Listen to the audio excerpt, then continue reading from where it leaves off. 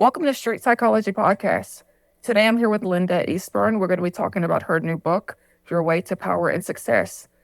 Linda, this is your most recent book. You've written 4 books so far. Can you tell us a little bit more about your journey to writing your books and the current book of Your Way to Power and Success? It's S.P.I Your Way to Power and Success, and the S.P.I stands for Superpowered Intuition, because I've always been led by my intuitive state. I've had a real estate company for many years, and what I found was during the building of that real estate business that my intuition was just very strong, often giving me insight into things that were way beyond what I should have had information about. So it was helping me to build that business at that time. And then I began to explore what was really going on, taking some meditation classes and learning how to develop my mind in a more focused manner, and to be able to just be perceptive of what my body was telling me, that gut feeling, as well as my intuition. And I took that kind of to an extreme where I could actually have a dialogue, where I would go into meditation, ask a question, and get a concept of an answer. I wouldn't say it was actually a verbal answer, but it was a knowing, a kind of knowledge that I was aware of. And that was just an extension of what I had been doing with the real estate business up to that point in time. I was a real estate investor. I still am a real estate investor, but there have just been so many things along the way that told me that there was more to this intuition than something simplistic like just a gut feeling or protecting you from some harm of some sort, which many people use, of course. So I began using that to be able to see opportunities as they were sitting out there in the future. And like I said, a lot of really interesting and profound things happened. That eventually led me to write my first book and then my second book. This is my 4th book, and it is about the physics portion of what we actually do as humans. Now, a lot of what I do has been identified through the ages, through many writings. But this was something that I wanted to be clear within myself as to what I was actually doing. And it seems that our consciousness is able to get in touch at a very minute level of awareness, maybe a quantum level, you might even call that. And so I worked with a physicist to try to understand what energies might be available that would enable us to have this type of in-depth intuition.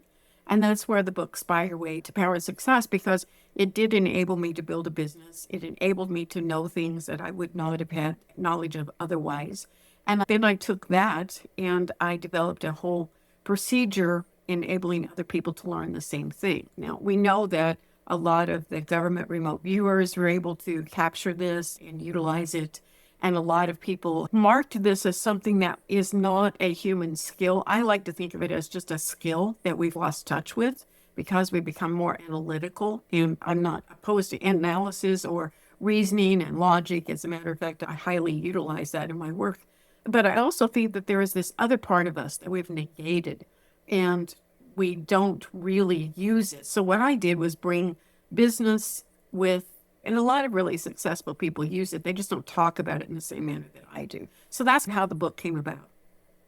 Yeah, that journey. So what you said about sometimes that gut feeling and intuition is something that could keep you away from danger and harmful things. But it's also really important to consider how it can inspire you and reassure you to move forward in a positive direction. Absolutely. A lot of children who grow up in really vulnerable households develop a really keen perception, their intuition. It's there to protect them because they don't want to go home to an environment that is dangerous to them, or they know when to just stay out of someone's way or when to not enter a room.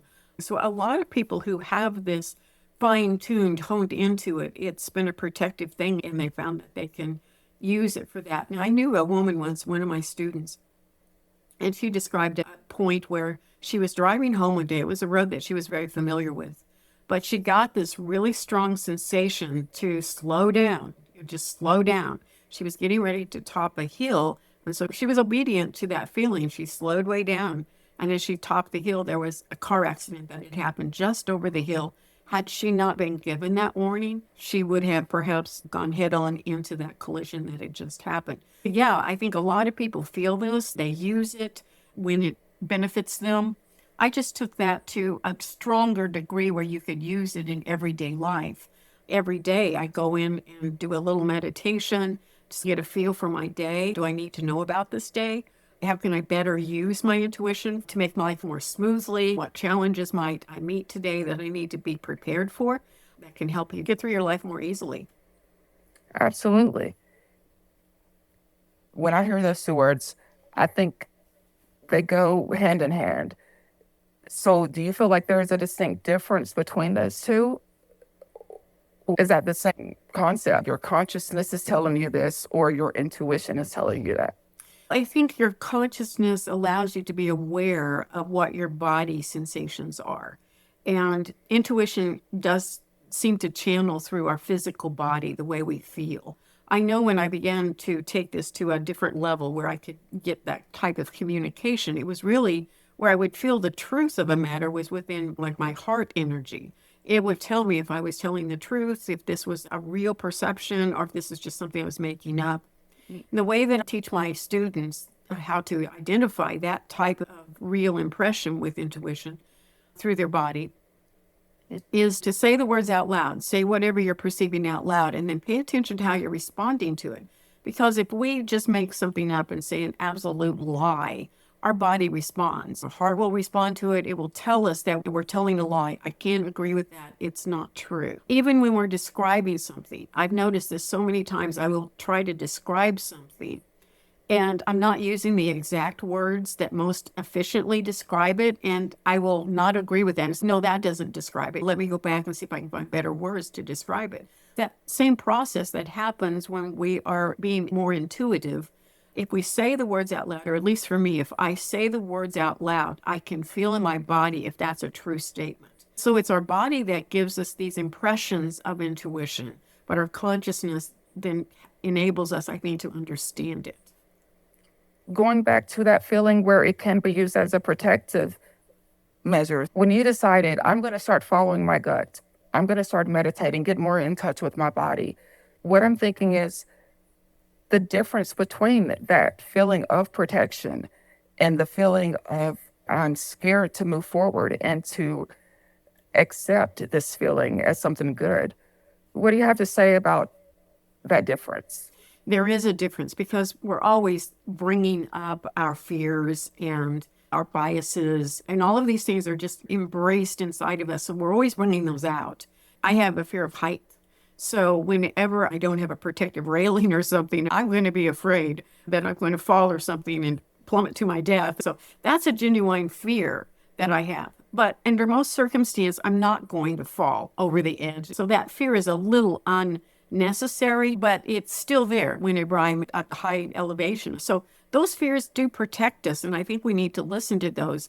But an intuition will often come from something that we can't see, like the woman who was getting ready to top that hill. She was driving and she got that impression to slow down. There was danger ahead. She drove that road every day. She was on her way home from work. So this was a place that she often encountered, and she never had felt that before. So I think the way that we learn to understand the difference between just our irrational fears or our genuine fears that are legitimate and intuition is what context are we feeling it within? It sounds like to me from the universe that happens. Yeah, I think that we're really very well connected to some kind of database or whatever that has a lot of information.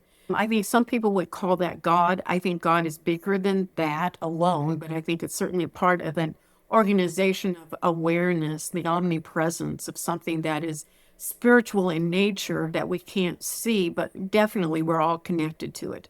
I think people who are more aware of their body sensations end up being more intuitive, or like children who become more psychically aware of the impressions to protect them. I think some sensitive people are very aware of that, but I think a lot of business people are too. Some of the most successful individuals on the planet just have that sense when it's time to move forward, when it's time to let go, when it's time to stop, and when it's time to proceed. And those are such valuable impressions that people have. I think we're limited in so many ways because we don't recognize that we have this ability within our body, mind, and spirit all together. I think meditation helps you get in touch with that bigger portion of consciousness, like we were just talking about, maybe a universal mind of some sort. And with meditation, you quiet the conscious level of mind where we're aware of our five senses just here in the physical world around us. We get so busy and we're so thought oriented all the time, and we have so many distractions. When you can quiet your mind, relax your body, get in touch with that inner part of yourself, whether you want to call that subconscious mind or you want to call it universal mind, whatever, it enables you to get those messages that normally you might be ignoring because you've quieted your system. Not only that, but meditation can also just help relax your system and help you cope with everyday life. Relax your system. Can you talk more about some of the experience that you were having that you feel led you to follow your intuition more? Yeah, there were many things. First of all, as a real estate investor, I began to know properties that we were probably going to purchase. And I had a sense of what those properties could be purchased for. So it eliminated a lot of the search at times as an investor to look at properties or make offers that were not going to be accepted, and enabled us to just hone in on the properties that we felt would be most valuable to us and that we would be able to actually purchase and move forward with. So that was good. Now, one of the more outstanding moments that really convinced me that things were beyond just a normal intuitive state. This is after I had developed my intuition pretty strong and I could get those messages back. There was a property, a rather large property. It was 222.22 acres. That somehow seemed important. And it was a 3-story home on this. It was a newer house. It had sold a couple of times before for close to $1 million. In this market today, it would be closer to $5 or $6 million in today's market, but this was some time back. The house was going up for an auction, which was rare, but the man had gotten into some financial difficulties, and so he was going to have to sell the property, or it was a divorce or something like that. Normally, this type of property we felt would have been out of our budget at that time. This was back in the 90s. But we often would go to the open houses and just view properties. It was a Sunday afternoon. We didn't have anything else to do, so we drove the hour away to just take a look at this estate. We got there and it was just picturesque. It was absolutely beautiful. It had these wonderful black wrought iron gates in the opening to the road that led up to the house. It was a beautiful hillside that went up blacktop paved road with trees on each side, and then this beautiful 3-story home set at the top of the hill. So we toured the house, and then we decided to just drive around the property. This had been a horse ranch, and they had a bunch of horse arenas and buildings that housed horses on the property. So we just drove. There was a path or a road through the property, and we were just driving around there. We got to a certain spot, and sometimes I would get what I call downloads, which is a kind of moment of awareness that I would sometimes have intuitively. And at this point, there was this moment of awareness, and I just said the words, and I could totally agree with what I just said, but it came out very quickly. I said, this property will sell for $300,000, which was remarkably low for this property. And my husband looked at me and he said, if this sells for $300,000, we need to buy it. So we didn't have $300,000 sitting in the bank to just be to have this, but at an auction, you need to have your money right away to close on the property. The auction was going to be in 3 weeks, so we didn't have a lot of time to put any kind of finances in place, but we did approach the bank. We got approved for a loan on the property, but we didn't even have the money for the down payment for this property. So it's like, what can we do? And this was very strange, but we got calls from 2 different people. Was not initiated by us. They called out of the blue. One man we didn't even know. He lived next door to a small garage that we owned. And he wanted to buy this little garage because it was next door to his house. And he had cash and he could close that week. The other person called about a storage facility we owned. He had looked at it about a year ago and decided he didn't want it. Now suddenly he decided he did want it. He had cash and could close within the week. And suddenly, with the closing of these 2 properties, we had the down payment we needed for this larger estate. So here we were, ready to go. And this was a farming community because it was a horse ranch. The whole community turned out. The place was absolutely packed. I could not believe how many people were there. So we're at the auction. The bid starts really low and it's climbing up. And we finally jumped in at $300,000. We owned that bid for about 5 seconds when the auctioneer sold, and we bought the house for 300,000. But if I had not had that intuitive download, we would never have pursued getting the loan. We probably wouldn't even have gone to the auction, frankly. But because I had that intuitive impression, it enabled us to buy a property worth about $1 million for 300,000 at that point. So that is one of the more outstanding properties I bought. But there were many times with properties that I knew what it would sell for. I knew we could buy the property. I would often get a feeling that I already owned the property before we even made offers. As I started working in the field, because I was a real estate investor, but also I really enjoyed helping people to understand that there was so much more information out there than what they realized. But there were so many ways that it could be used. And I remember this one woman was asking, she was 40, she was a teacher, she'd never been married, but she was really wanting a relationship in her life. So she just casually asked me if I could see anything in her future that was a potential relationship. So I took a look at this for this woman, and I saw that there was a man, and I described what he looked like. He was a lean, medium height, nice looking, shorter hair. I even described the type of clothing he wore. I could see that he was in close proximity to her often, but they had never met. Then I saw where he lived, and it was exactly 10 miles due south of her home.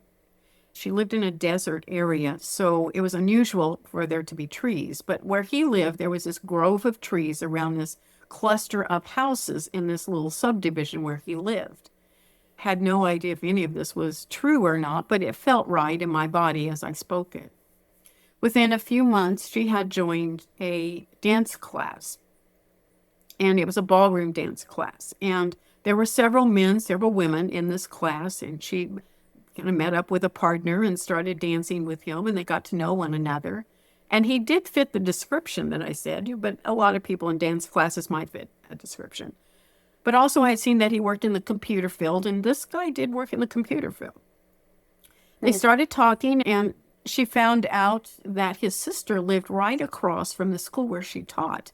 And every Wednesday evening, he would join his sister at her home for a dinner. So he was in close proximity to her often, but they'd never met. When they finally started dating and she finally went to his home, it was exactly 10 miles due south of her house, and it was in a grove of trees, just as I had seen. So oftentimes we can see things or know things that we don't give ourselves much credit for sometimes, but it can be very valuable in connecting with all sorts of things in our life, whether it be people in our life or business issues in our life. That's why I call my book S.P.I Your Way to Power and Success, because it's about being able to be aware of things that you're maybe not aware of right now and be able to create a life you want. And that doesn't always mean money, but it may mean something different, like a relationship or something else in your life that you're really wanting to do. Yeah, that's an amazing story. Following that intuition, being confident in it, accepting it, letting it sink in is what I'm thinking you call a download. Yeah, I remember exactly where I was. We were driving down a highway, and I said, oh, there's a subdivision. We need to buy this subdivision of all of these rental properties. The next day, my husband scanned the newspaper, and he saw this guy had 3 houses for sale. And he went to view it, and come to find out, it was an entire subdivision. This guy was moving out of state. He was going to move to Alaska. And he wanted to sell all of them, but he had only put 3 of them in the newspaper that day for sale under the real estate ads. So my husband called me, and he said, okay, this guy has something like 12 to 15 properties. He's willing to own or finance them, and he really wants a quick sale. So it was a really decent price. We put the financing in place. We purchased the properties, and it was just a really wonderful thing. But I'm not sure we would have been aware that subdivision was there or even started looking for it the next day. But when I would have those downloads, my husband knew for us to be aware of that, because that was an opportunity sitting there for us to explore. I used to call it the silver platter of opportunity because it would just pop up. So the SPI technique that I teach is helping people get in touch with those opportunities that are sitting out there. Like the woman who had an opportunity to meet this man. And by the way, she did marry him, and they're happily married today.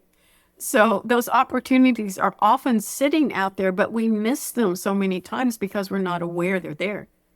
Yeah, that you're describing is something that I don't see anyone not wanting to experience and to be able to get in touch with within themselves.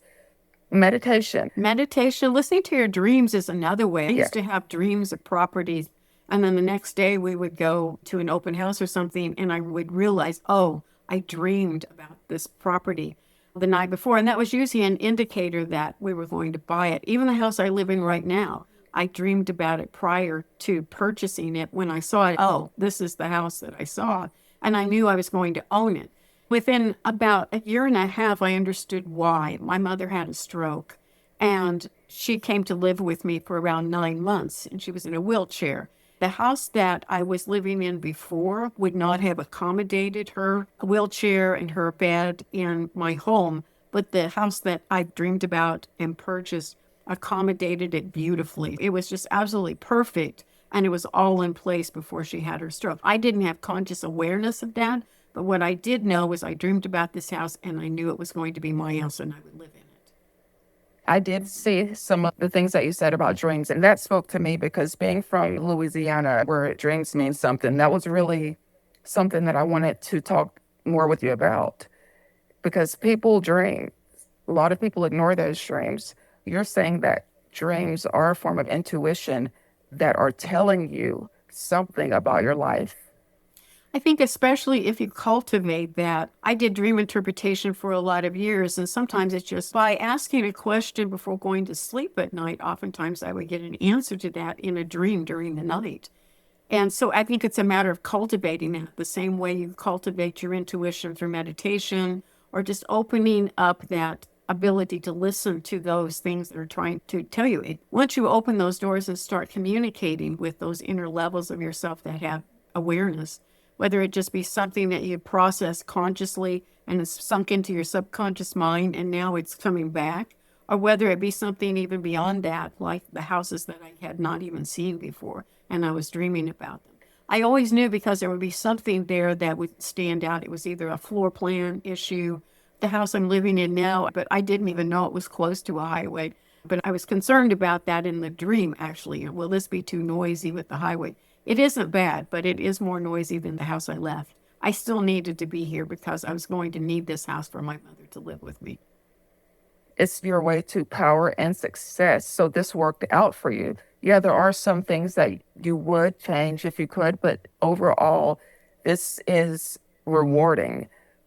When I hear you talking about you helped create this union of marriage and you saw every detail, you're awake, but you saw these things.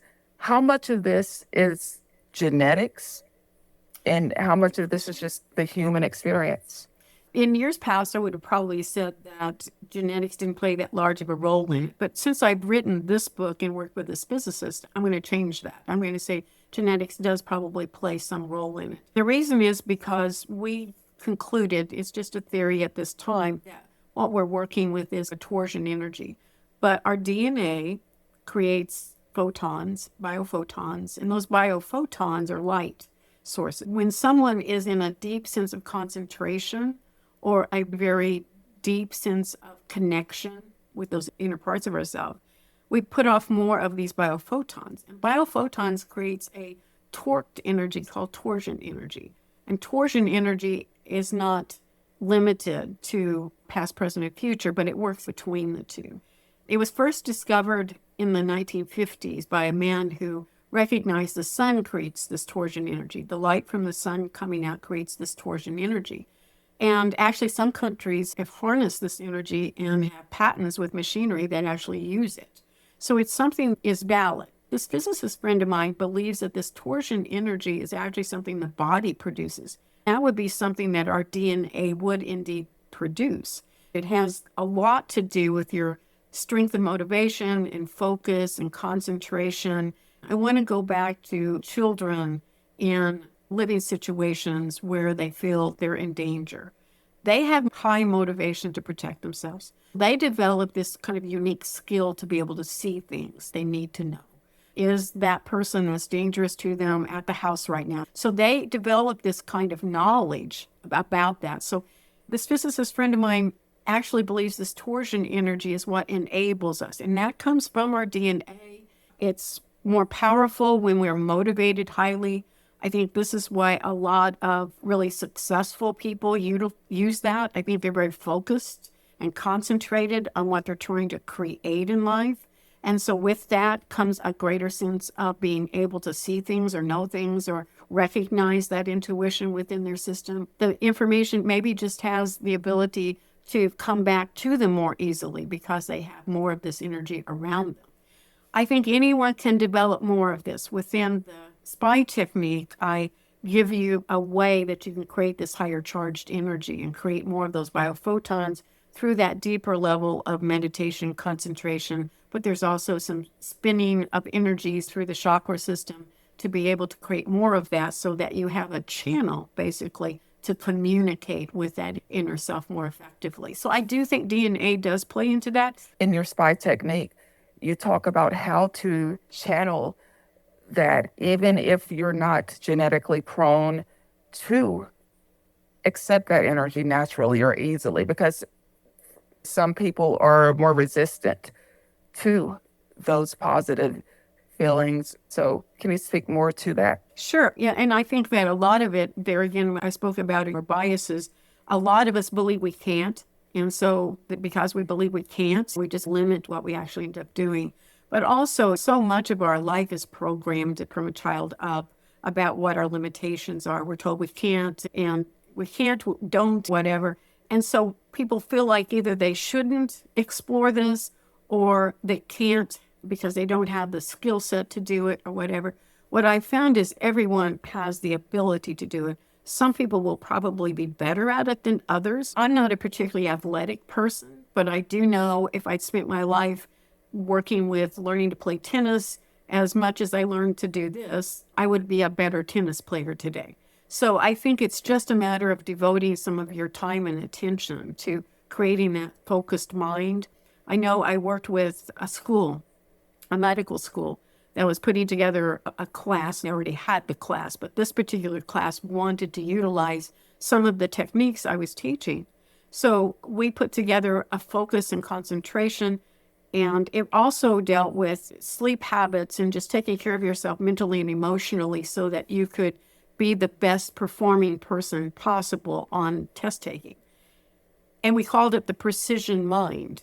And it was something that they worked with throughout the duration of the last year that they were in medical school program. This particular class that we worked with got the highest scores of any class across the country because they had developed a keener sense of utilizing focus and concentration and being able to get into what we refer to as the zone in test taking. So they could regurgitate the information that their subconscious mind definitely already knew because they'd been studying and knew this material. It was a matter of connecting that conscious and subconscious mind together so that would come out more effectively and more easily for them. So I think that with doing this intuitive work, a lot of it's just developing the skills that you already have. Part of the development program that I put together for the SPI technique really is honing in on the capacity that your mind already has, but just fine-tuning it where you can get that information more clearly. That's a really good distinction in this process, is that it's something that you already have. Let's say you think of something that you've never done before. It's not really you. That's probably not what you want to pay attention to. Yeah, it's already within your physical system. Your body already has this ability to channel this information to you, your gut feelings and your intuition, and even take that to the point where downloads are just knowing. It just depends on how far you wish to take that piece of information. But it's very natural. Meditation is also very natural. Some people get a little bit frightened about going into those quiet places inside of them, but every night when you sleep, you're in those deep states of mind. When you dream, you're in those deep states of mind. When you meditate, you're simply choosing to go into those deep states of mind and have some awareness while you're there. How much is support in this relevant to success? It does matter. It matters if you have people that believe in you. Now, It was amazing to me that all the things that were happening to me happened to me most of my life. But even people who were skeptical couldn't question a lot of this after a time. My husband wasn't overly intuitive, but he saw so many things that happened. And then eventually, when I went into doing this more professionally, even teaching people and helping people be more aware, he would just ask me questions. He knew that I could access information that he didn't have privy to. So he would ask me about stocks to invest in. He would ask me, once I know he had this physical pain in his body, and he said, "What's going on here?" And I could see a swelling around his heart, but he had not had a heart attack, I didn't think. But I could see a swelling around his heart. Of course, we went ahead and went to the emergency room to see what was going on. He had lifted something way too heavy for himself that day. And I think he had pulled and strained, but it was the sac around the heart that was inflamed. The heart was not damaged. They could see it with ultrasound, but I had already seen it through this process that I can know things. But still, we needed to be in the emergency room to confirm that. I'm thinking some people are going to say, sounds like psychic. Yeah, psychic could be another word for this. I don't use that term because there's so much stigma around the term psychic. But yeah, knowing things in advance or knowing things that's not within the realm of your five senses is a very psychic process. I call it intuition because it's a more palatable reference word. And from my understanding, you didn't have any of this during childhood. It probably was there, but I wasn't acknowledging it very much. I remember having one dream as a younger person, and it was a scary dream. It was warning me that someone was going to behave very badly, not toward me, but just in my presence, and it was going to be scary. And that did come about. It did happen. So I felt like that dream was telling me to be aware that this person was going to behave very badly, and I needed to not get invested or involved in that. Now, I was married for about a year and a half early on in my life and got a divorce from that marriage. But during that time, my husband was having an affair most of that year of marriage. And we had been together for quite a while before we got married. So I had gone through a lot of summer vacations with him, and we didn't live together, but we were a couple before marrying. And this year, it was different. Maybe it's just because we're newlyweds, but something was different.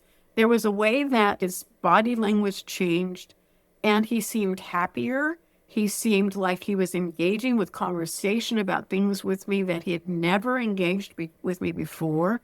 There was just a change, a difference. When summer vacation came, we didn't do the things we normally did. It seemed like he scooted out of the house really quickly, and we just didn't do a lot during that summer vacation. So I was processing all this information subconsciously and consciously as well. It was just telling me something is off, something is wrong, and I couldn't put my finger on it specifically. But I just really believed there was something going on with him that I could not totally understand. Eventually, I had a dream again of a person, and he was very attractive with big, beautiful dark eyes and really long dark hair. Eventually, I saw a coworker of his that fit this description. And I asked him, "Are you having an affair with this person?" Of course, he denied it at that time, but later on I found out he was indeed having an affair with that very individual. I was subconsciously and intuitively aware something was going on. And then I had the dream, and then that was the confirmation I needed that was happening. We divorced within about a year and a half. I think in our life, many people have that experience where they know something is off, they know something is wrong. Their body is telling them that they're thinking that, but they can't put their finger on exactly why.